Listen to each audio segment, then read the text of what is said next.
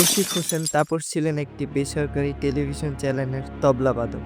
বিগত প্রধানমন্ত্রীর সাবেক deputy press secretary Ashraful Alam খোকনের মাধ্যমে শেখ হাসিনার নজরে আসেন তাপস। তার স্ত্রী ফারজানা মুন্নি ছিলেন শেখ হাসিনার বিউটিশিয়ান।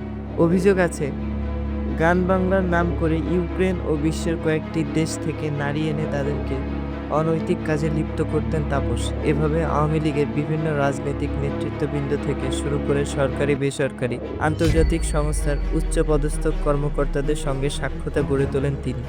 প্রশাসনকে বুড়ো আঙুল দেখিয়ে নিজের অপকর্ম চালিয়ে গেছেন তাপস।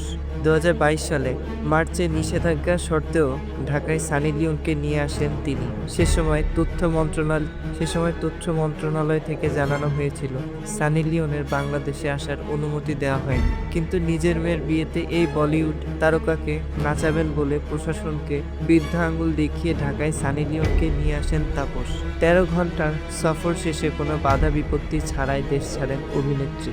এছাড়া ভারতীয় অনেক নায়িকাকে অনুষ্ঠানের নামে নিয়মিত ঢাকায় আনতেন।